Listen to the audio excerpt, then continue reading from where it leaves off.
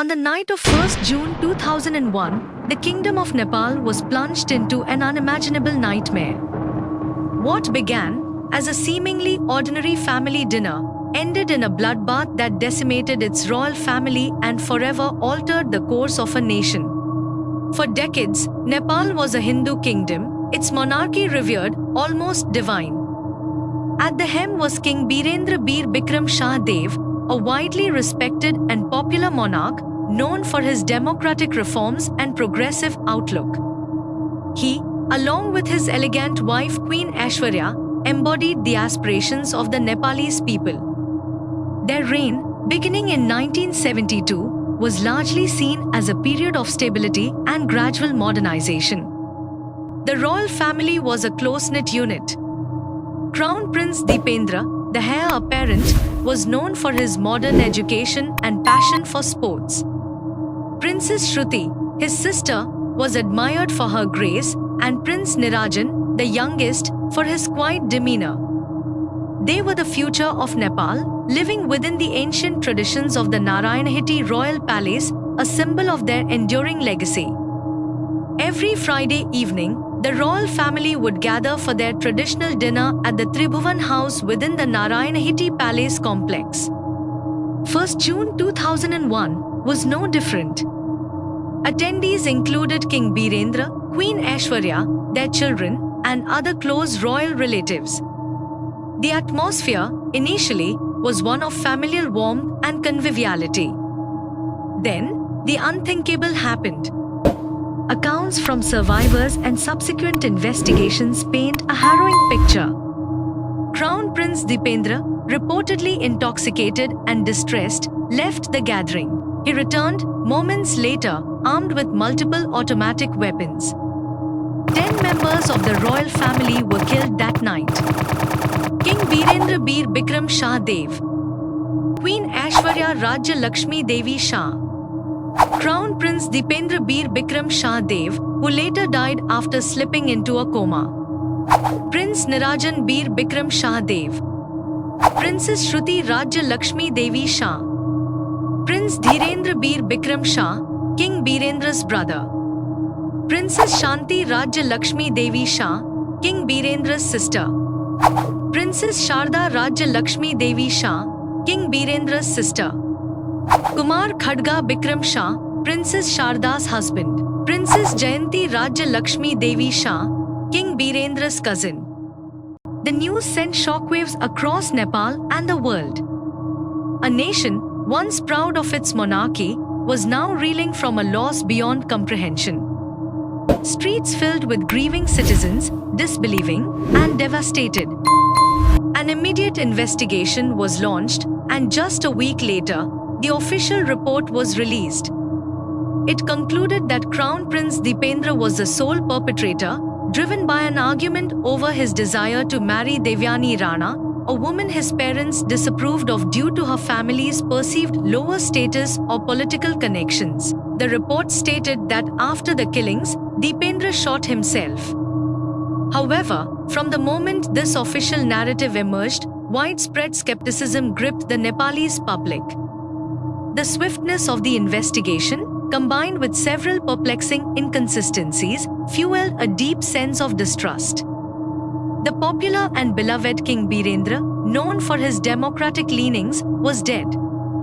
And in his place, his brother Gyanendra, a figure less popular and seen by many as more autocratic, ascended the throne. This shift immediately gave rise to the most pervasive conspiracy theory that Gyanendra or his son Prince Paras orchestrated the massacre to seize power.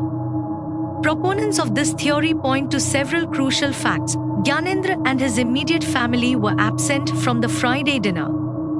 While Princess Komal, Gyanendra's wife, was injured, Gyanendra and Paras escaped relatively unscathed, unlike almost the entire line of succession before Gyanendra. Another key inconsistency cited is Dipendra's reported self-inflicted wound. He was right-handed, yet his self-inflicted head wound was said to be on his left temple. Furthermore, Witnesses reported that Deependra was in national costume when he was taken to the hospital, contradicting claims that he had changed into military fatigues. The lack of security in the palace, given the context of a Maoist insurgency and known threats, also raised eyebrows. How could a lone, intoxicated prince gain access to multiple automatic weapons and carry out such a massacre in the highly secure royal residence without more intervention? Some even claimed that the scene of the massacre was immediately cleaned up, destroying crucial evidence. There were also rumors of a masked individual involved, or that the fatal shots were actually fired by palace security guards on external orders. Beyond the internal royal intrigue, other theories implicated external powers. Some speculated that India's intelligence agency, RAW, or the CIA was involved, possibly due to King Birendra's independent foreign policy, his attempts to declare Nepal a zone of peace, or his resistance to certain regional political pressures or arms deals. This theory suggests Birendra's democratic reforms were not aligned with certain geopolitical interests. Some briefly considered whether the ongoing Maoist insurgency could have had a hand, aiming to destabilize the monarchy. However, this largely faded as the official narrative focused on Deependra. The very idea of the widely respected Deependra, who was himself shot, being the sole perpetrator, seemed impossible for many Nepalis who saw him as a future leader.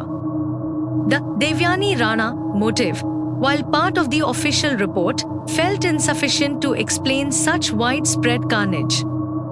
With Deependra in a coma, King Birendra's brother, Gyanendra, was crowned king. His reign, however, was fraught with challenges.